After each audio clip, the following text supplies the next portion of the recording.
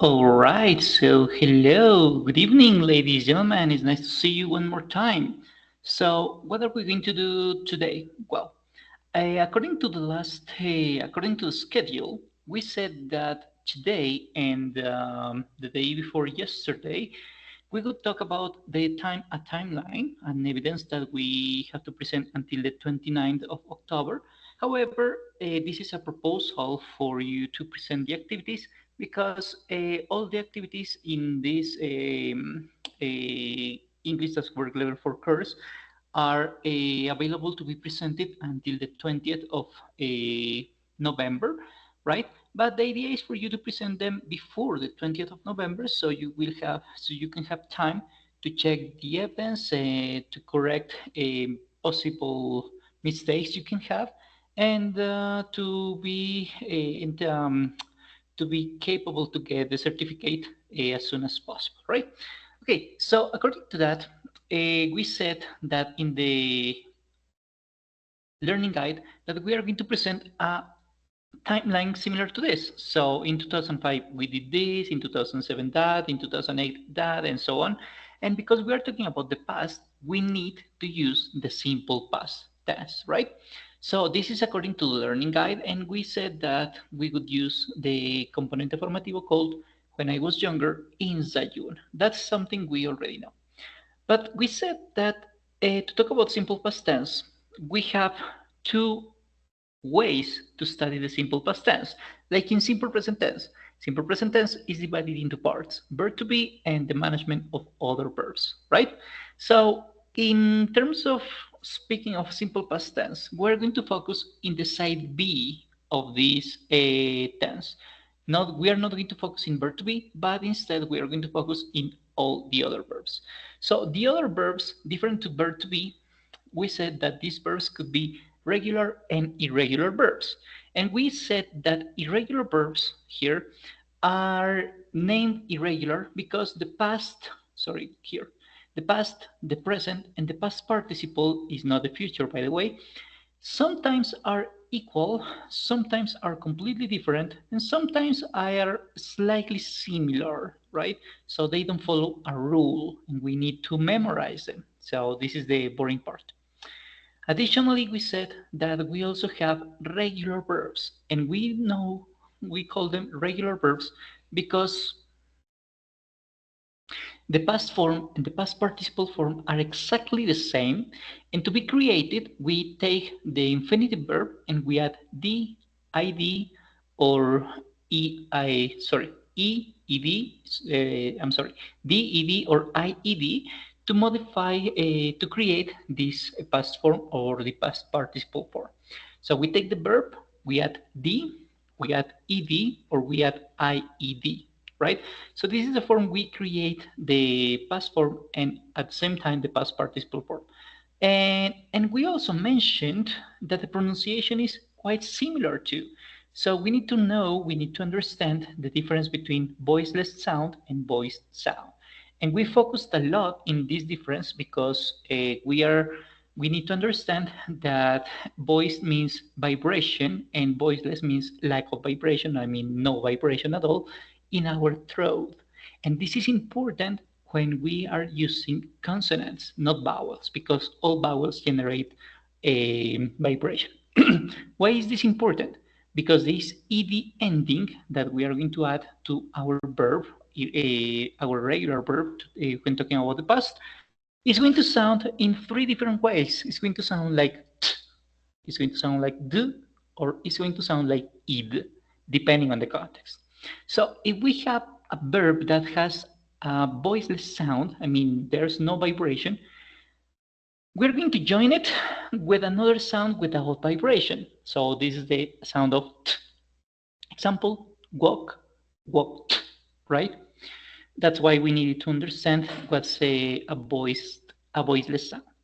What about a voiced sound? I mean, when there is vibration. Okay, when there is a verb that ends in sound of vibration, we're going to join it with another verb, with another sound of, that generates vibration. So in this case is the. So smell, smelled, right? And finally, we said that if we already have a verb that ends in sound of d or t, we cannot double the sound. We cannot say t, -t or d because it's not coherent, right? Instead, we are going to add id. So affect, affected, and and decided, right?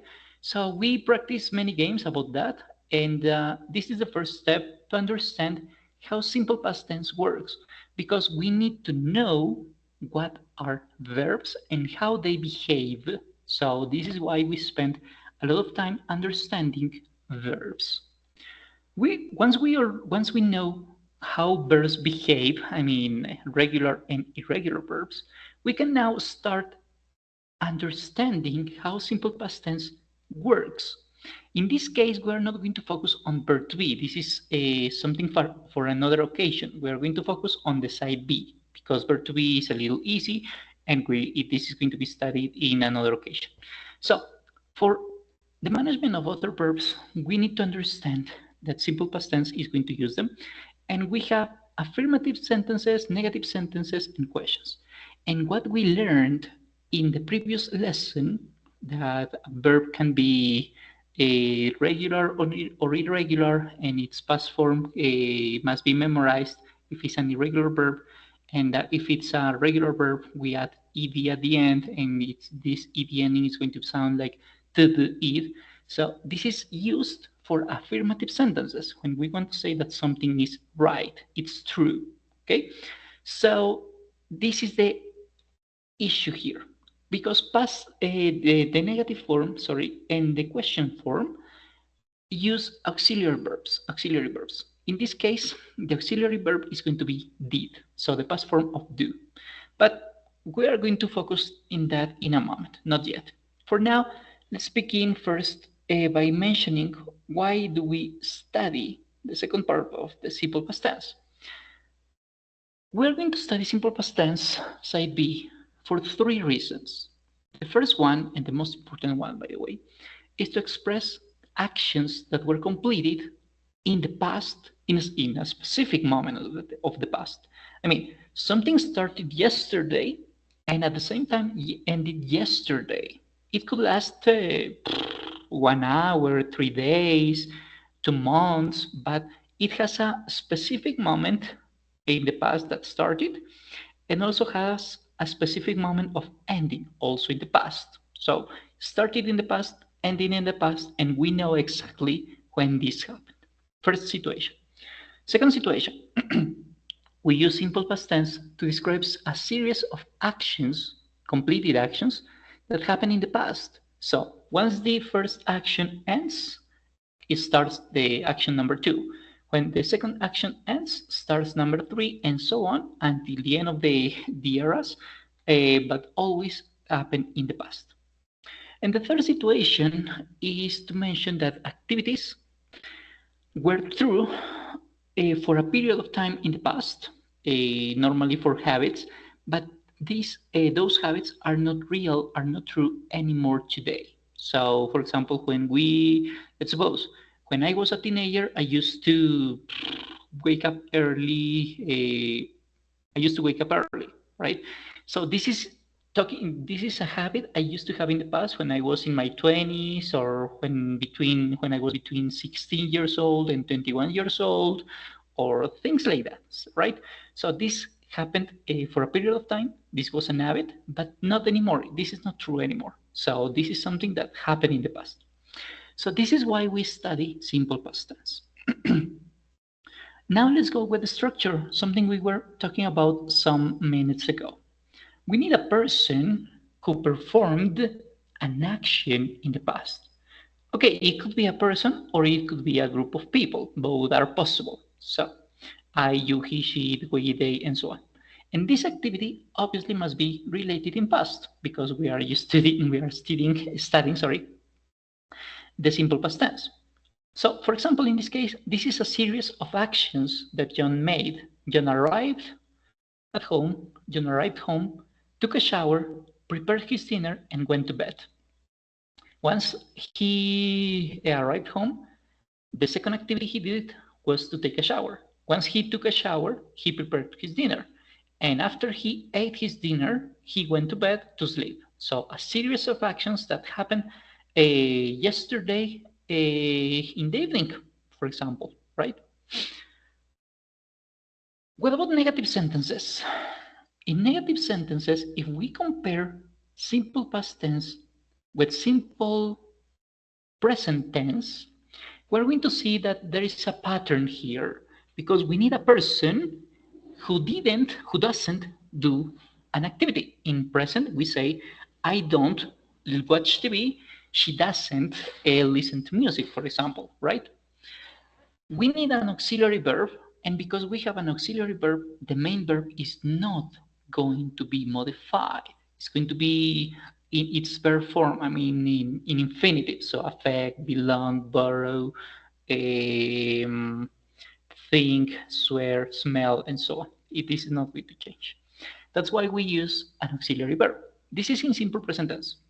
In simple past tense, we are going to do something similar because we are going to use an auxiliary verb again, and the main verb is not going to change again, but the auxiliary verb is going to be modified in its past form. So this is going to say, is this going to be, sorry, did not, or its contraction, didn't, because both options are acceptable.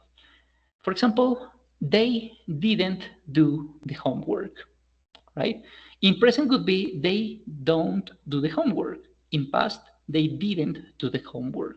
So the only change in this sentence is in the auxiliary verb. That's it, because the auxiliary verb is going to help us understand if we are mentioning something in present, in past, or even in the future with the auxiliary verb called will, for example. What about questions? If you remember simple present tense, you can be aware that the auxiliary verb do or does goes at the beginning of the question, right? In simple past tense, we are going to do something similar because the auxiliary verb goes at the beginning of the question again, and the main verb is not going to change again because that's why we have the auxiliary verb. But the only difference between present and past is that in past, we are not going to use the auxiliary verb as do or does. Instead, it's past form. We're going to use its past form. So, did. So, did you do the homework? Did your sister come to Colombia? Did you enjoy the concert, for example, right? So this could be yes or no, and we use the auxiliary verb. That's it. We need a person who performed an action in the past. So to make a question, we use the auxiliary verb at the beginning of the question. So this is everything we need to understand from this exercise, from this tense. We need to know that we are going to use regular verbs and irregular verbs, how to pronounce them, how to create them, and finally, when we understand that, we can create simple past tense. And if we compare simple present tense with simple past tense, we are going to see that the only difference between present and past in negative sentences and questions is that the auxiliary verb is not going to be do or does, instead did. And with affirmatives, that the main verb is going to change to its past form. This is the conjugation of the past. So there is an exercise for you to complete it at home. And this is a conversation in an office. The idea is for you to check this dialogue and to repeat it, and in order for you to improve your speaking skills and your reading skills. ¿Vale? And there is also another exercise that is already in the summaries in Sayuna, where you have to choose the past form of these regular and irregular verbs, like meet, go, stay. So what's the past of stay? What's the past of make, invite, have, and so on. So this is it for today. And with this information you already have, I'm pretty sure you will be able to solve the activity number 1 called a timeline. So I'm going to show you once again the example. This is the kind of evidence you're going to present. You're going to present 10 activities 10 situations that you live in your life from your childhood until now. All of them are going to be mentioned in past because this has already happened. Those are activities that started in the past and ended in the past. ¿Vale? So this is it for today, guys. If you have any questions, don't hesitate to type me via email or via Sayuna. I'll be checking the forums and the chat here in Sayuna, right? So I'll be answering all your questions as soon as possible. Thank you for coming, and I'll see you next time.